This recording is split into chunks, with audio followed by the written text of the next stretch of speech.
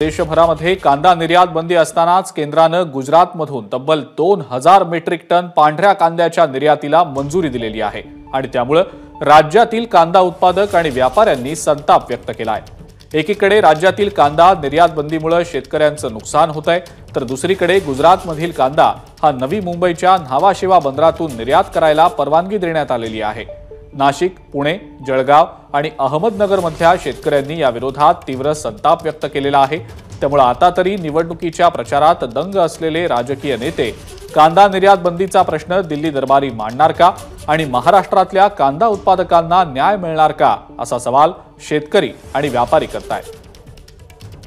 या लोकसभेच्या निवडणुकीच्या 7 मेच्या, 13 मेच्या आणि 20 मेच्या ह्या ज्या टप्प्यातलं जे मतदान आहे, या मतदानामध्ये ही निर्यात बंदी जर हटली नाही, पूर्णपणे निर्यात खुली झाली नाही, तर मात्र या तिन्ही टप्प्यामध्ये कांदा पट्ट्यातून सत्ताधाऱ्यांना याचा पूर्ण मोठ्या प्रमाणात फटका बसेल अशी भूमिका महाराष्ट्रातील कांदा उत्पादक शेतकऱ्यांनी घेतलेली आहे। त्यामुळे कांदा उत्पादक संघटनेची मागणी आहे की तत्काळ कांद्याची निर्यात 100% खुली करावी। कुठल्याही पद्धतीने कोटा पद्धतीने कांदा निर्यात करू नये, यामुळे कुठल्याही प्रकारचा शेतकऱ्यांना दिलासा मिळत नाही।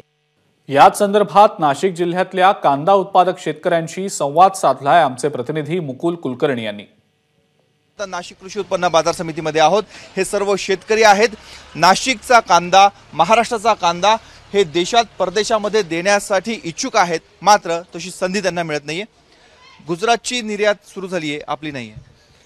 गुजरातची आजच आम्ही पेपरला बातमी वाचली का गुजरातमधील सफेद कांदा हा निर्यातीसाठी खुला केलेला आहे, परंतु महाराष्ट्राच्या कांद्याला कुठलीच निर्यात बंदी आजही लागू आहे। खरं तर हे एक प्रकारे आचारसंहितेचा भंग केल्यासारखं आहे, कारण हे आमिष दाखवल्यासारखं आहे। त्या गुजरातमधील शेतकऱ्यांना मतदान रूपी आमिष दाखवलेलं आहे आणि त्यांनी निर्यात चालू केलेली आहे। खरं तर केंद्र सरकार हे संपूर्ण देशाचं असतं, कुठल्या एका राज्याचं नसतं।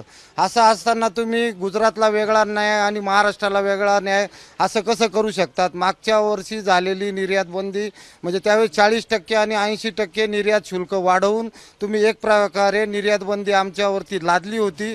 त्यानंतर लाल कांद्यामध्ये सुद्धा तुम्ही संपूर्ण निर्यात बंदी करून संपूर्ण कांदा उत्पादक शेतकरी देशोधडीला लावला आणि आज तुम्ही निवडणुकीच्या धामधुमीमध्ये गुजरातमध्ये निर्यात उठवली आणि महाराष्ट्रामध्ये निर्यात बंदी लागू करून आजही आमचा इतक्या मोठ्या प्रमाणामध्ये या ठिकाणी कांदा आलेला असताना आम्हाला 1000-1500 रुपये बाजार मिळतो आहे।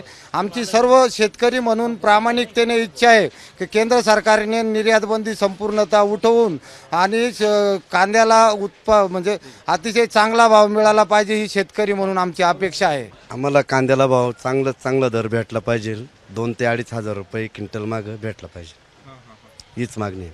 जी आपल्याकडची निर्यात बंदी आहे, गुजरातमधली आता पांढरा कांद्याची 2000 मेट्रिक टन ही निर्यात आता सुरू होणार आहे, याविषयी काय मत? महाराष्ट्रात गुजरातला चालू झाली, महाराष्ट्रात चालू व्हायला पाहिजे निर्यात। जे कांद्याचे भाव सध्या पडत आहेत, त्या कांद्याच्या भावाला उभारी मिळावी। एका राज्याला वेगळा न्याय आणि एका राज्याला वेगळा न्याय असा दुजाभाव केंद्र सरकारने करू नये, हीच प्रमुख मागणी यांनी केली। त्यामुळे येणाऱ्या निवडणुकीमध्ये याचे किती पडसाद उमटतात हे बघणं अत्यंत महत्त्वाचं आहे। कॅमेरामॅन किरण कटारेसह मुकुल कुलकर्णी, एबीपी माझा, नाशिक। एबीपी माझा, उघडा डोळे बघा नीट।